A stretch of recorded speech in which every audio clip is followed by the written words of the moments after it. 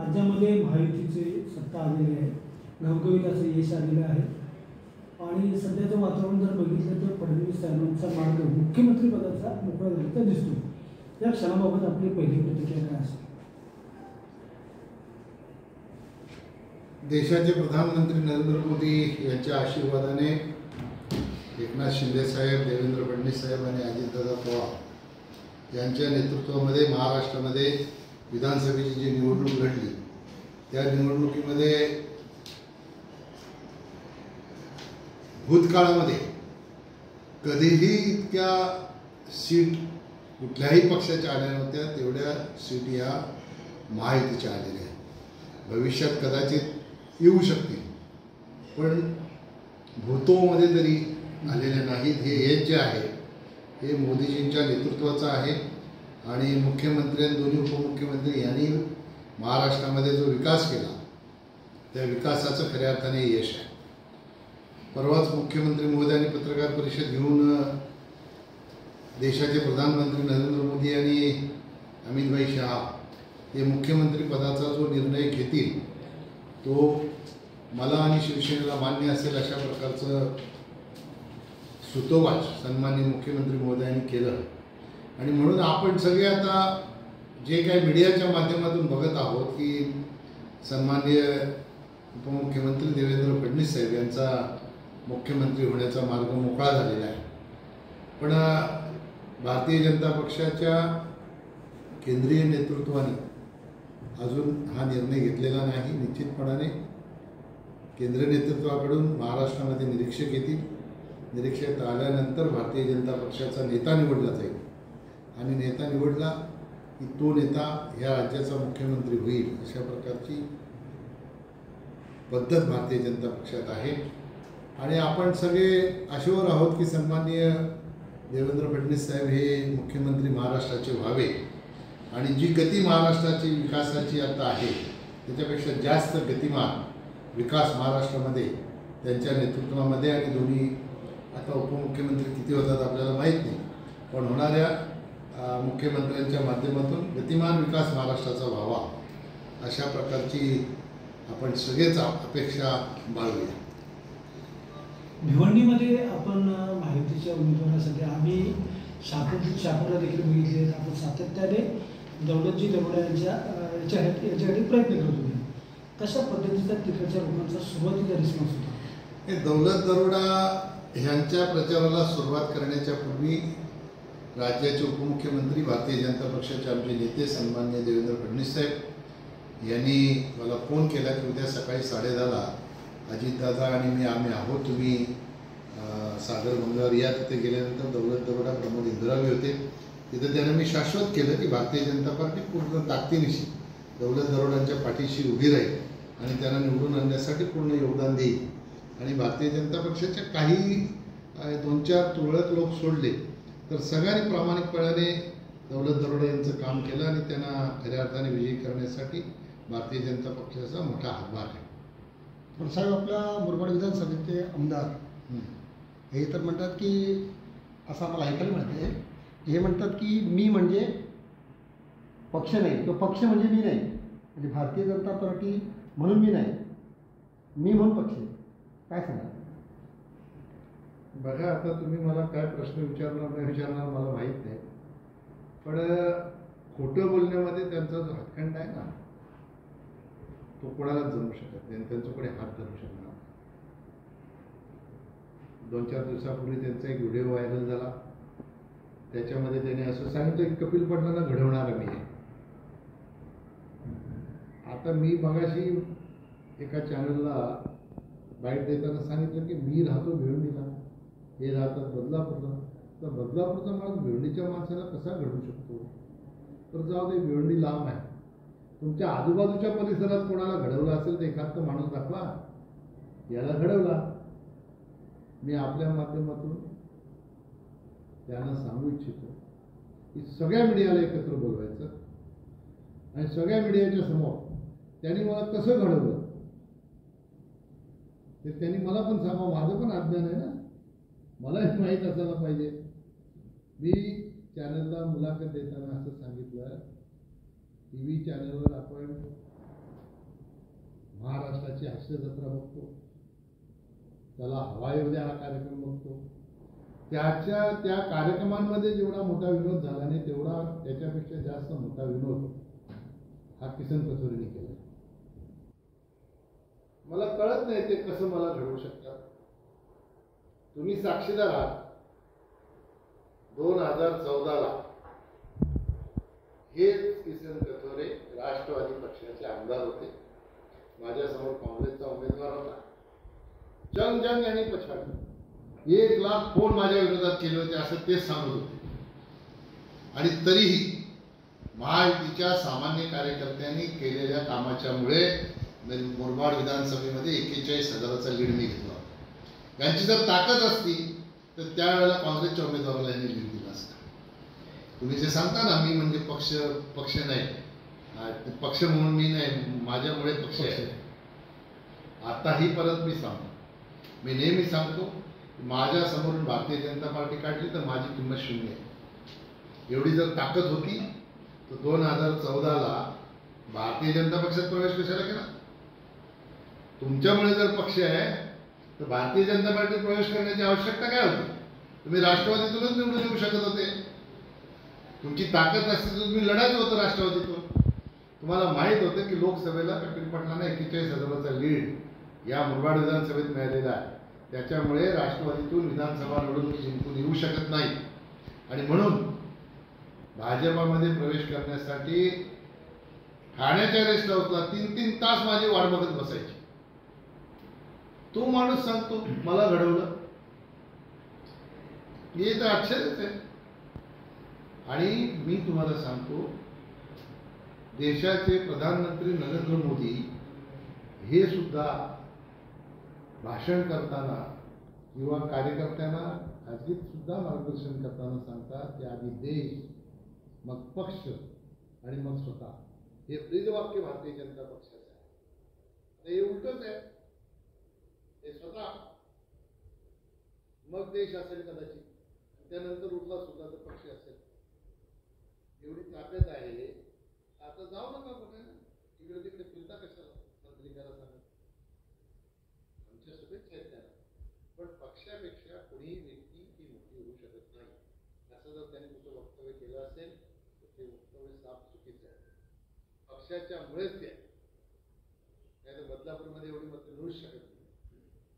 व्यक्तिगत पातळीवर कोणालाच एवढी मतं मिळू शकत नाही. म्हणून पक्ष हाच सर्वश्रेष्ठ आहे हे मानणाऱ्यांपैकी आम्ही लोक आहोत. आता तुम्ही प्रश्न विचाराल तेव्हा विचारा, पण 2 व्हिडिओ त्यांनी काढले. एकामध्ये सांगितलं कपिल पाटलांना मी घडवलं, त्यांना लोकसभा कळलीच नाही, त्यांच्या गावात त्यांना मतं नाही, भिवंडी ग्रामीणमध्ये त्यांना मतं नाही, भिवंडी शहरात सगळी वाढ झाली, शहापूरला 3 नंबरला गेले. असं काय काय काय काय बेताल वक्तव्य केले. अरे या ना माझ्या गावात बघा, माझ्या गावात 1200-1250 मतं मला आहेत आणि 2014लाही 436 मतं गेली होती. 2019लाही माझ्या गावात 500 मतं गेली होती आणि 2024ला 600 मतं गेली. एवढ्याचा विरोध आहे, कोणाला विरोध नसतो, पण माझ्या गावात मतच नाही. असं कसं बोलू शकतात धाडसाने, मला काही कळत नाही. भिवंडी ग्रामीणचा विषय जर सांगाल तर भिवंडी ग्रामीणला मी लीडवर आहे आणि भिवंडी शहरात 14लाही मी मागे होतो, 19लाही मागे होतो आणि 24लाही मागे. भिवंडी शहरात मुस्लिम मतदार जास्त असल्यामुळे त्यांचं मतदानाचं पर्सेंटेज फार मोठ्या प्रमाणात होते आणि म्हणून त्या ठिकाणी भारतीय जनता पक्षाचा उमेदवार मी नाही, माझ्या आधी लढलेले सुद्धा ते मागेच राहिलेले आहेत. आता ह्यांना लोकसभा माहीत जर असती तर हे असं बेताल वक्तव्य केलंच नसतं. आणि मग आता विधानसभेला भिवंडी पूर्वेत संतोष शेट्टी हरले, 60,000 मताने हरले. तिथं तर काय मी नव्हतो ना, माझ्याबद्दलची नाराजी नव्हती ना, यांच्याशी शक्य आहे, जाऊन निवडून आणायचं होतं त्यांना. तुमची ताकद आहे भिवंडी तर हे काही अभ्यास करायचा नाही, काही बेताल बोलायचं. आणि शहापूरचा विषय जे सांगतात ते शहापूर आणि मुरबाडमध्ये तुम्हीच दारोदार फिरत होते, जातीसाठी माती खा, जातीसाठी माती खा सांगायला. काही जातीचे प्रामाणिक कार्यकर्ते आहेत ते असं सांगायला यायला लागले मला तिथे जात पण नाही आणि पार्टी पण नाही, मध्येच तुतारी काढल्या. हे अशा पद्धतीचं खोटं काम करणार आणि सांगतात काय, कपिल पाटील आधी बरे होते, मंत्री झाले, त्यांच्या डोक्यात हवा गेली आणि एक वाक्य त्यांनी वापरलंय, तुम्ही ऐकलं असेल, त्यांच्या डोक्यातली मी हवा काढली. आता जो माणूस डोक्यातनं हवा काढतो तर तो माझं काम करणारा माणूस असू शकतो. त्याचा अर्थ काय, विरोधात काम केलं, विरोधात काम केल्याशिवाय डोक्यातली हवा निघणार का? आणि लगेच अर्ध्या मिनिटाने पुन्हा सांगतात की उमेदवाराच्या बद्दल नाराजी खूप होती, पक्षाच्या बद्दल नाही. मी देवेंद्रजींना प्रदेश अध्यक्षांना शब्द दिला होता की 25,000चा लीड मिळेल, तरी मी खूप मेहनत केली आणि 30,000चा लीड दिली. अरे बाबा, प्रामाणिक महायुतीच्या कार्यकर्त्यांनी केलेल्या मेहनतीचं श्रेय घेऊ नको. हे त्यांचं श्रेय आहे, हे पक्षाचं श्रेय आहे, तुमचं नाही आहे.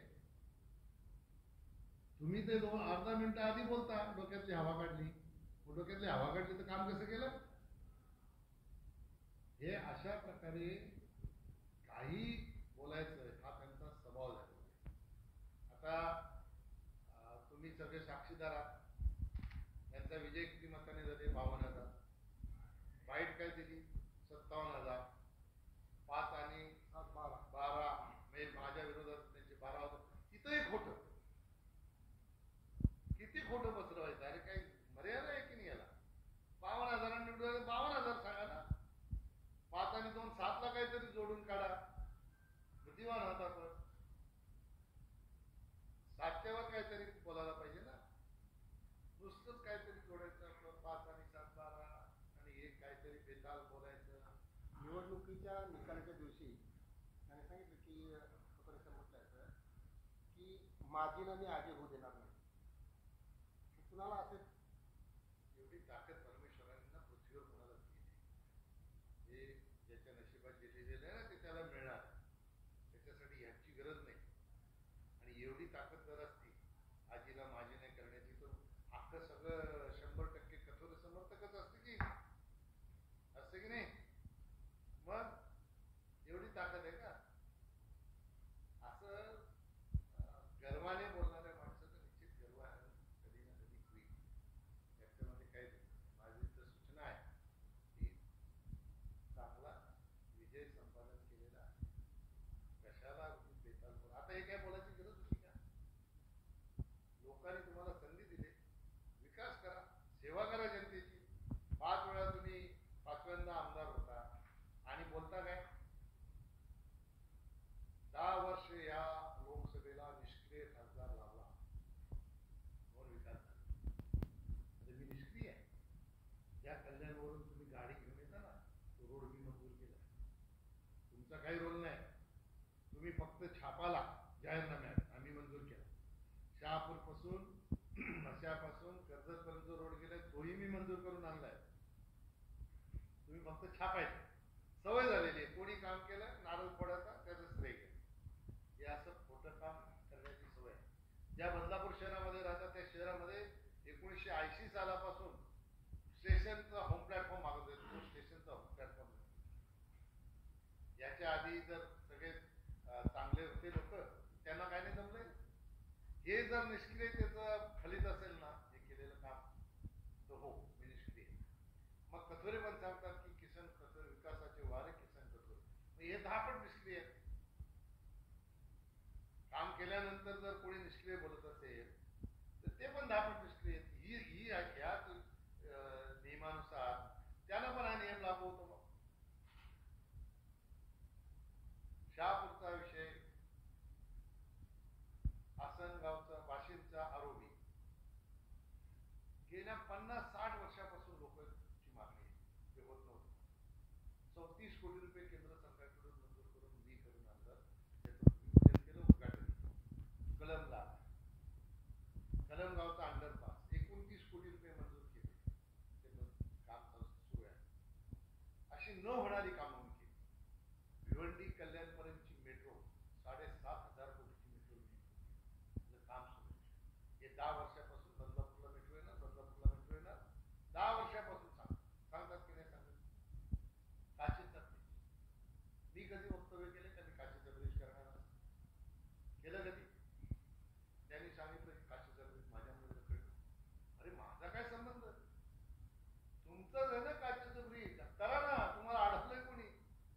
अडवलंय का? मी विरोध केल्याचं कधी आहे का?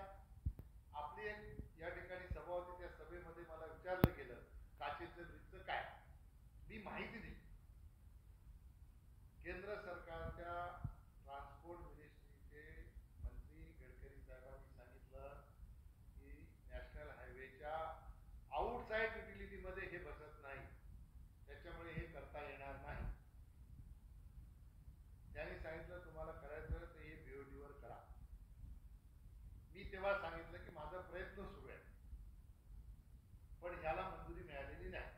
हे सांगतात मंजूर झाला, कधी काय करतील त्याचं काय पत्ता नाही.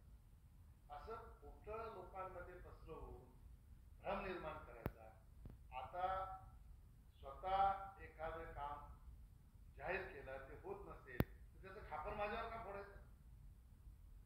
संकल्पना तुमची आहे, झालं तर क्रेडिट पण तुम्हीच घ्या, पण नाही झालं तर त्याचं खापर दुसऱ्यावर फोडायचं काय? तुम्हालाच त्याचं खापर घेतलं पाहिजे. रेल्वे आपली रेल्वेच्या बद्दल वक्तव्य केलं, मला क्यू करावीशी वाटतं. 20 वर्ष आमदाराचं ज्या माणसाला एवढंही माहित नसेल. रेल्वेची त्यांनी सांगितलं की जी लाईन आलेली आहे ती मी चुकीची केलेली आहे. आता कुठला लोकप्रतिनिधी अलाइनमेंट करतो का? लोकप्रतिनिधीचं काम काय? काम मंजूर करून आणणं. माझं काम होतं, मी रेल्वे मंजूर केली, रेल्वेचा सर्वे केला. रेल्वे प्रशासन हे अंडरपास, रेल्वे प्रशासन हे अलाइनमेंट बनवण्यासाठी एजन्सी नेमत असते आणि त्याच्यानंतर डीपीआर बनवत असते. रेल्वे प्रशासनाने एजन्सी नेमली, त्या एजन्सीला जो रूट व्हायबल वाटला त्या रूटने त्याने आणला.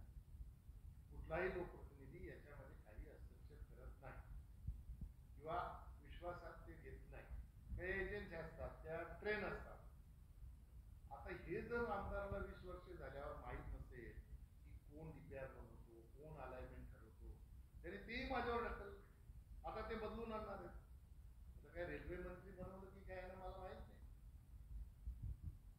माझ्या शुभेच्छा आहेत, बदलून आणा, करा. पण मी तुम्हाला शाश्वत करतो, मी काही मुरबाडची रेल्वे वाऱ्यावर सोडणार नाही. माझं पूर्ण लक्ष मुरबाडच्या रेल्वेकडे आहे. मुरबाडची रेल्वे करण्याच्यासाठी मी 100% माझं योगदान देणार. मी माझी निवडणूक आली असतानाही ज्या शेतकऱ्यांनी 1 महिन्याच्या आत सर्वे करून दिला, काही विरोध न करता, त्या शेतकऱ्यांच्या जमिनीचा मोबदला त्यांना कमी मिळत होता, म्हणून मी आवाज डिक्लेअर करण्यापासून रेल्वेला थांबवलं. आपल्याकडच्या जमिनीचे व्यवहार न झाल्यामुळे मार्केट रेट प्रमाणे रेट काढता येत नाही. मग रेडी रेकनरच्या प्रमाणे जर रेट काढला तो अतिशय कमी येत होता, शेतकऱ्यांचं नुकसान होतं. आणि म्हणून शेतकऱ्यांचं नुकसान होऊ नये म्हणून दिल्लीला रेल्वे मंत्र्यांकडे बैठक लावली. त्यांच्या रेटच्या संदर्भात चर्चा झाली. 1500 कोटी रुपये लँड ॲक्विजिशनसाठी लागतात. त्याच्यापैकी कल्याण तालुक्यातच जास्त पैसे लागतात. आपला रेल्वेचा प्रकल्पच 900 कोटी आणि लँड ॲक्विजिशनला 1500 कोटी. रेल्वे मंत्र्यांनी त्यावेळेला असं सांगितलं की राज्य सरकारने लँड ॲक्विजिशन करून द्यावी आणि मग आम्ही प्रकल्प करू. राज्य सरकारने त्याला मान्यता दिली नाही. अजितदादा बोलले की याच्यावर विचार करावा लागेल. की त्याने भेटून पत्र दिलं होतं की अशा सूचना आहे रेल्वे मंत्र्यांची. ते बोलले याच्यावर विचार करून निर्णय घ्यावा लागेल, मुख्यमंत्र्यांशी बोलावं लागेल. तो विषय झाला नाही. आणि सगळ्यात महत्त्वाची बाब अशी आहे की केंद्र सरकारमध्ये 1000 कोटीपर्यंत एखादा प्रोजेक्ट असेल तर तो अधिकार संबंधित खात्याच्या कॅबिनेट मंत्र्याला असतो.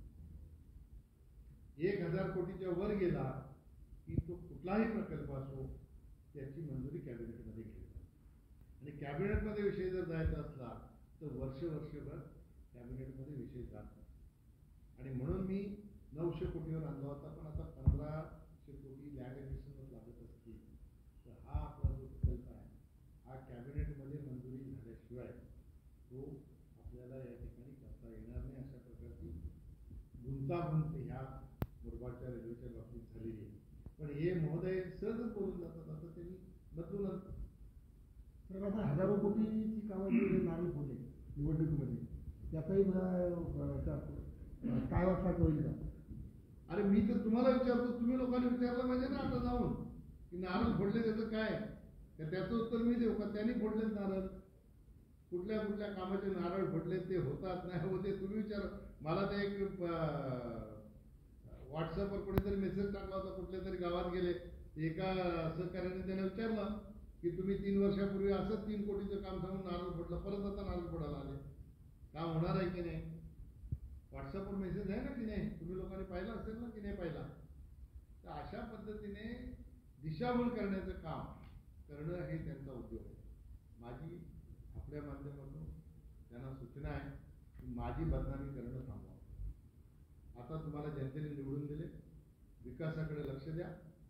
आम्ही तुमच्या विकासाच्या आड येणार नाही, सकारात्मक गोष्टीला आम्ही समर्थन करू, सपोर्ट देऊ. पण कारण नसताना, आता विषय काही नसताना 2 चॅनलला बाईट देताना माझा विषय घेण्याची काही गरज नव्हती. खरं तर मला आशा यांच्या वक्तव्यावर उत्तर द्यायलाही माझी इच्छा होत नाही, पण लोकांमध्ये गैरसमज पसरू नये म्हणून मी या गोष्टींचा खुलासा करतो, उत्तर देतो. आता लोकांना असं वाटेल की हे बोलतात ते खरं आहे म्हणून सांगितलं. परत एकदा सांगतो, माझी तयारी आहे. व्यासपीठ त्यांनी ठरवावं, पत्रकार त्यांनी ठरवावे, त्यांनी मला कसं घडवलं आणि मी कसा निष्क्रिय आहे हे त्यांनी तिथं पटवून सांगावं, माझ्या समोर सांगावं. मी समर्थ आहे सगळ्या गोष्टींचा खुलासा करायला आणि उत्तर द्यायला. मी जे विकासाचं काम केलेलं आहे त्यांनाही झालं नाही एवढ्या वर्षात, ते मी करून दाखवलेलं आहे. आणि म्हणून मला कोणी निष्क्रिय बोलत असेल तर मी कदापि खपून घेणार नाही. मला 10 वर्ष जनतेने जी संधी दिली, ते मोदीजींच्या आशीर्वादाने मला मंत्री होण्याची संधी मिळाली. मी जमिनीवर पाय ठेवून काम केलं, माझ्या डोक्यात कधीच हवा गेली नाही. यांचं जे वक्तव्य आहे त्या वक्तव्याचा मी निषेध करतो. आपण सर्व लोक मला ओळखतात, मी कधीच मंत्रिपद मिळालं म्हणून माझं डोकं आकाशाला मी लागू दिलं नाही. सर्वसामान्य माणसाचा कोणाचाही फोन असो, कितीही वाजता येऊ दे, त्याचा फोन उचललाय, त्याला रिप्लाय दिलाय, त्याला मदत केलेली आहे. माझ्यावर हे असे संस्कार आहेत आणि म्हणून जनता सगळी जाणून आहे यांच्या खोट्या अशा प्रकारच्या बेताल वक्तव्यांना जनता भुलणार नाही याची पूर्ण मला खात्री आहे. आणि म्हणून यापुढे त्यांनी वक्तव्य करताना विचार करून वक्तव्य करावं अशी सूचना आपल्या माध्यमातून माझी आहे. सागर बंगल्यावर वाद घुसला अशा बातम्या मध्यंतरी प्रसारित झाल्या. बरं झालं प्रश्न विचारला, किती खोटेपणा आहे. फॉर्म कधी भरला? 24 तारखेला, बरोबर. सागर बंगल्यावर मी होतो 23 तारखेला. इकडे काय सांगितलं, कोणीतरी विचारलं की माझी केंद्रीय मंत्री फॉर्म भरायला काय नाही, ते बोले त्या दिवशी ते सागरवर होतं. ते तिथंही खोटं. तुम्हाला खोट्याशिवाय दुसरं काय त्यांना सांगताच येत नाही. त्यांनी मला बोलवलं नाही. बोलवलं असतं तर कदाचित मी आलो असतो, नाही आलो मला आज माहीत नाही, पण त्यांनी मला बोलवलं नाही. सागर बंगल्यावर मी एकटाच असताना वाद कसा मिळेल? मी एकटाच भेटायला गेलो होतो त्यांना, वाद कसा मिळेल? वाद मिटवायला समोर माणसं पाहिजेत ना. बातमी चुकीची आणि नेमका वाद कशामुळे आहे? हे असंच खोटेपणा करायचा ना. नगरपंचायतीला पक्षाचेच लोक पाडायचे, बँकेच्या वेळेला पक्षाच्याच लोकांना चुकीच्या पद्धतीने ब्रीफिंग करू, चुकीचं काम करायचं, हे असं आधीपासूनच त्यांना सवय झालेली आहे. आणि आता लोकसभेला काय केलं आपल्याला सगळ्यांना माहीतच आहे ना, मी सांगायला पाहिजे. आणि तरी सांगतात मी लिहून दिला. हे सर्वसामान्य महायुतीच्या कार्यकर्त्यांनी जी मेहनत घेतली त्या मेहनतीतच ते खरीद होतं. 30,000चा लीड मिळाला. यांचा 3 पैशाचाही त्याच्यामध्ये काही काढीचा संबंध नाही. आपल्या चॅनलला सोबत घेऊ, कुठल्या गावात जाऊन यांनी सांगितलं ना कमळाला मत द्या, त्या गावात जाऊ, विचारू लोकांना काय सांगितलं होतं यांनी. असे पुरावे असेल तर पुरावे कशाने? कारवाई करण्यासाठी मी गेलोच नाही होते. आपण आपलं काम कमजोर माणसं हे करतात. आणि त्यांनी सांगितलं की नाही कमळाला मत द्या, सांगितलं त्याच्यामुळे जिंकलेलं आहे. आपण जाऊ ना गावी, इथं जाऊ की नाही आपण सगळे गावात जाऊन विचारू कोणाला मत दिली सांगा, यांनी काय सांगितलं होतं सांगा. अरे सर्रास तुम्ही सांगितलं जातीसाठी माती खा, पक्ष पण नाही, जात पण नाही, नंतर मध्ये तुतारी चालवली, हे सगळ्यांना तुम्हाला माहिती. मी सांगायची काय गरज आहे? आणि ते सांगतात त्यांच्यामुळे लीड मिळाला. निवडणुकीची पहिलीच त्यांनी प्रतिक्रिया दिली त्यावेळेस ते चष्मा संदर्भात काय हायलाईट करून म्हणाले मला चष्मा आल्यानंतर मी काय करू. अरे काय करणार? तेच होत ना. मी तर ऐकतो मध्ये सुभाष पवारनी भाषणात सांगितलं की 10 वर्ष आम्ही ऐकतो, बघून घेईन बघून घेईन बघून घेईन. असं सुभाष पवारचं भाषण कुठेतरी व्हायरल झालं होतं. काय बघून घेणार आणि आम्हाला काय बघणार कसलं तो. आम्ही बिना चष्म्यातलं बघतो ज्याला कोणाला बघायचं ते. हे छक्केपंजी आमच्या जवळ नाही. आम्ही प्रामाणिक आहोत, स्ट्रेट फॉरवर्ड आमचं काम आहे, सच्चे आहोत. त्याच्यामुळे आम्हाला कोणाची भीती नाही वाटत. कोणी कुठूनही बघू, चष्म्यातनं बघा नाही तर दुर्बिणीतनं बघा. गद्दारांना वगैरे असं काही शब्द वापरलो होते. अरे तेच गद्दार आहेत सगळ्यात आधी मोठे. तुम्ही मागे लोकसभेच्या वेळेला मेसेज आला नाही का? काय मेसेज आला? असं कोणी मेसेज टाकतो का? स्वतःचा हात जोडून महायुतीच्या उमेदवाराला 30,000 लीड दिल्याबद्दल जनतेला धन्यवाद. महायुतीच्या उमेदवाराचं नाव नाही, महायुतीच्या उमेदवाराचा फोटो नाही, असं बघितलंय का तुम्ही कधी? काम करणारा म्हणून असं टाकतो. त्याला दुसऱ्या मिनिटाला रिप्लाय आला, चोर तो चोर वर शिरजो, गद्दारांना माफी नाही, असा मेसेज आला. काय रिप्लाय दिला? पोलीस स्टेशनला गेले कंप्लेंटला. पोलिसही बोलले आम्हाला माहितच आहे त्यांनी विरोधात काम केलं. कोण गद्दार? मला कुठे बघितलं तुम्ही फिरताना? कुठल्या गावात मी गेलो बघितलं का तुम्ही? मी आलो तर माझं कार्यालय आहे, माझ्या कार्यालयात येऊन बसणार मी. मला लोक भेटायला येतील त्यांना भेटणार. मी माझ्या जनतेशी माझी नाळ थोडी तोडणार. मी त्यांच्यासारखा गावोगावी फिरून सांगायला नाही गेलो. तुतारी चालवा, मशीन चालवा, हे माझे धंदे नाही आहे. तुम्हीच बघा आता कोण गद्दार आहेत काय ते तुम्हीच शोधून काढा ना. तर जर खरं वाद अस्तित्वात असेल, तुमच्यासोबत पक्षाने बरेच निष्ठावंत कार्यकर्ते, त्यांच्या बाबतीत जसं त्यांना अशी वेगळी वागणूक मिळते का? ते मिळते असेल वेगळी वागणूक तर त्यांना तुमच्यासोबत जे आहेत निष्ठावंत कार्यकर्ते, माझ्या कार्यकर्त्याला त्रास झाला तर त्याच्या पाठीशी खंबीरपणाने मी उभा आहे. माझ्या कार्यकर्त्याच्या केसाला धक्का लागून गेला. माझा म्हणजे भारतीय जनता पक्षाचा निष्ठावंत आहे. कपिल पाटलाचा पण कार्यकर्ता, भारतीय जनता पक्षाचा निष्ठावान जो कार्यकर्ता आहे त्याच्या केसाला धक्का लागून गेला. तर श्रीकांत धुमाळ प्रकरणात थोडं म्हणजे काय कारवाई झाली माहिती काय प्रकरण आलंच नाही. आता त्याच्यामध्ये जे त्यांनी अर्ज दिला होता त्याची चौकशी झाली की मला माहीत नाही. मी माहिती घेतली नाही, माहिती घेऊन गेली. तसं मोगम बोलणं बरोबर नाही. चुकीच्या माहितीच्या आधारे बोलणं उचित नाही. अपुऱ्या माहितीच्या आधारे, चुकीच्या माहितीच्या. शुभेच्छा काय कोणाला शुभेच्छा द्या? तुमच्या महायुतीने जे घरगुती यश प्राप्त केले तर मतदारांना काय शुभेच्छा? अरे मतदारांना धन्यवाद, मतदारांना शुभेच्छा. मतदारांना धन्यवाद देतो. महायुतीच्या शुभेच्छा. महायुतीच्या पारड्यामध्ये त्यांनी फार मोठं मतांचं मोल टाकलं म्हणून मतदारांना सगळ्यांना धन्यवाद देतो. इथल्या विजयी उमेदवाराला एवढंच सांगेल, या आता व्हिडिओ काढणं बंद करा. आपलं लोकांनी दिले संधी, पुन्हा 5 वर्ष सेवा करा. इकडे आमची भगिनी, डिलिव्हरीची भगिनी झोळीमध्ये येते अजून, त्याच्यासाठी काही काम करा. आमचे आदिवासी बांधव शाळेत येताना पाण्यातनं ओढ्यातनं त्यांना नदीतनं यावं लागत होतं. स्वतःच्या पैशातनं त्यांनी ब्रिज बांधला. हा विकास आहे का? हे विकासाचे वारे? तिकडे लक्ष केंद्रित करा. कोण निष्क्रिय आणि कोण सक्रिय या वादात पडण्यापेक्षा आमच्या शुभेच्छा आहेत. इथे जिथे अजून विकास झाला नाही तिथे विकास करा. कशाला बोलता? खड्ड्यात गाड्या पडली की मतदारसंघ संपला. चला आपण जाऊ सगळे बघू. चला किती खड्डे आहेत, मोजता येतील का आपल्याला? येतील का मोजता? उगीच तोंडाच्या वाफा काहीतरी सोडत बसायच्या. कोण आम्ही बोलतो का? आम्ही पण विकास केलाय. आम्ही नाही बोलत कधी. अशा पद्धतीचं वक्तव्य आम्ही करत नाही. त्याच्यामुळे लक्ष केंद्रित करा. जनतेने जो विश्वास दाखवला तो विश्वास सार्थ ठरवण्याच्यासाठी. त्याच्यासाठी आमच्या शुभेच्छा आहेत. त्यांच्या सकारात्मक कामाला आमचं सहकार्यच असेल. आम्ही विरोध करणार नाही, पण माझी बदनामी जर कोणी करत असेल तर मी ते खपून घेणार. ओके.